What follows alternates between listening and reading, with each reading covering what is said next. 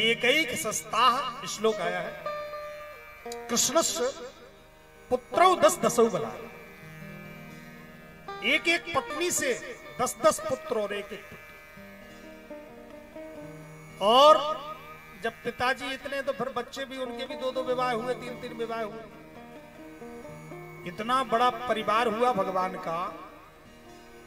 बस आप घर में गणित लगाते रहे ना, 56 करोड़ यदुवंशी हुए पूरे, जो वर्णन आया है। इतना बड़ा परिवार था कि भगवान के परिवार के बच्चों को ट्यूशन पढ़ाने के लिए 1,80,000 मास्टर लगे थे।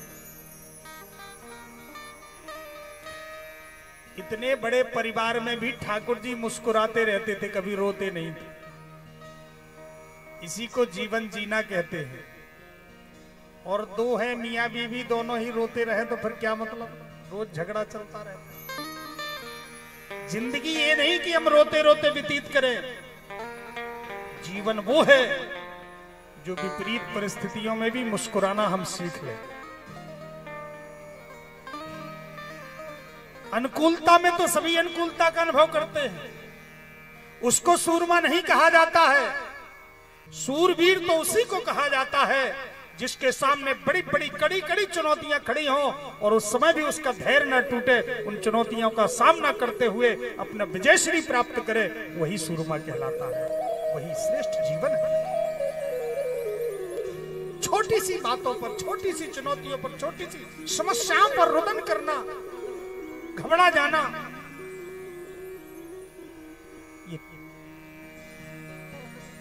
ये शूरवीरता, ये धैर्य से।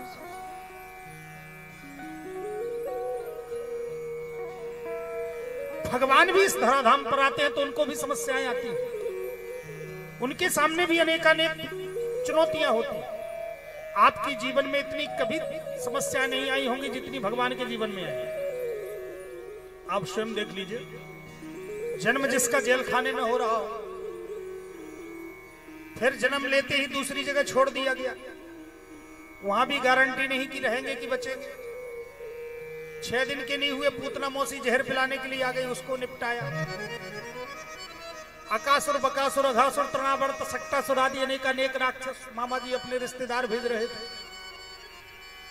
फिर देवता रूठ गए तो ब्रह्मादि देवता, इंद्रादि देवता, वरुणादि देवता, कुबेरादि देवता, इनको संतुष्ट किया अपनी लीला से। फिर भगवान कृष्ण चलो मथुरा में आए, कंस का वध किया।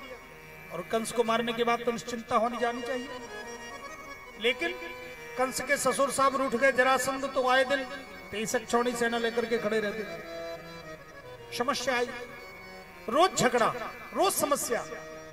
किसी से भगवान लड़ने नहीं गए, लेकिन अपने आप समस्याएं खड़ी।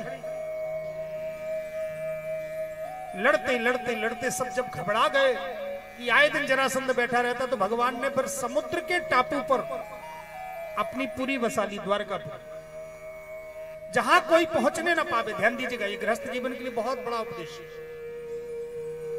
भगवान मथुरा से सीधे द्वारिका चले गए, पश्चिम दिशा में दूर।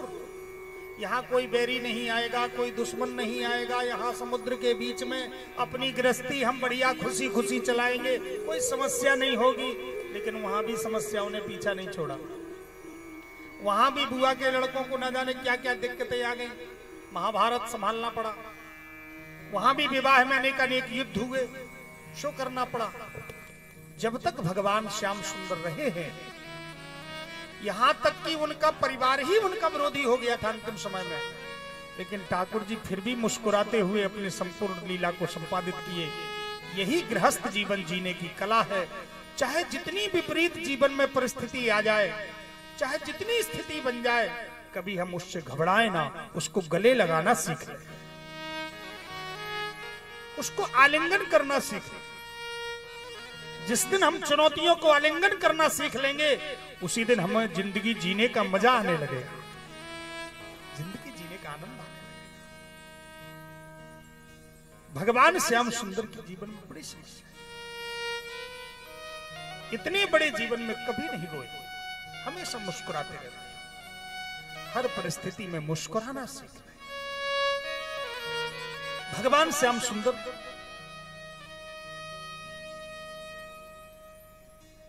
हर समय मुस्कुराते रहते, और पूरे परिवार को संचालित करते थे। ध्यान देना, किसी भी समस्या का आना दुखद नहीं होता है, उस समस्या का समाधान ना होना दुखद होता है।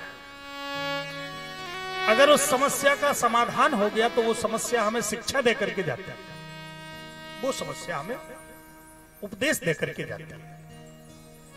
और समाधान हर समस्या का सत्संग से प्राप्त होता है। जिस मंडप में आप बैठे हैं, हर समस्या का समाधान इसी से प्राप्त होता है। क्यों होता है इसको आप लोग जान लीजिए। भगवान श्याम सुंदर इतने बड़े परिवार को कैसे चलाते थे?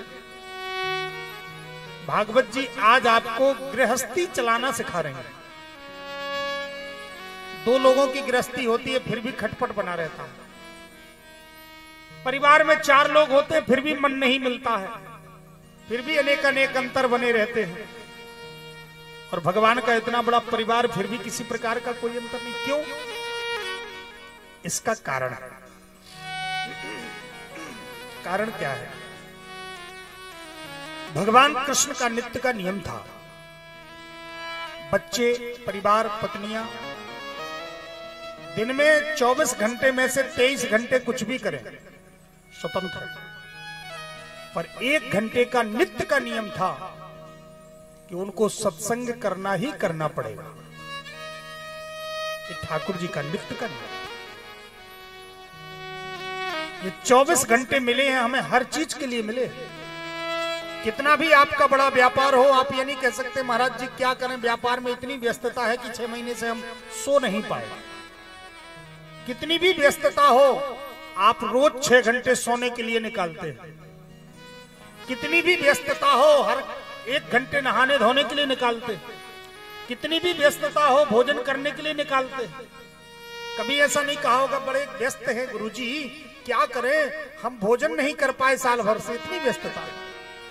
हाँ, इसके लिए जरूर कह देंगे गुरुजी क्या करें, बड़े व्यस्त हैं, हम कथा में नहीं आ पाए, कथा का समय नहीं मिला, इसके लिए कह देंगे। लेकिन सो नहीं पाए ये नहीं कह सकते। तो 24 घंटे हम सब चीज के लिए निकालते हैं। 6 घंटे सोने को, नहाने को, धोने को, भोजन को, व्यवहार को, व्यापार को, नौकरी को। तो इन 24 घंटे में से 23 घंटे सब कुछ में लगा दो, लेकिन 1 घंटे अपने लिए नित्य सत्संग के लिए दो। नित्य सत्संग ये ठाकुर जी का नित्य का नियम था।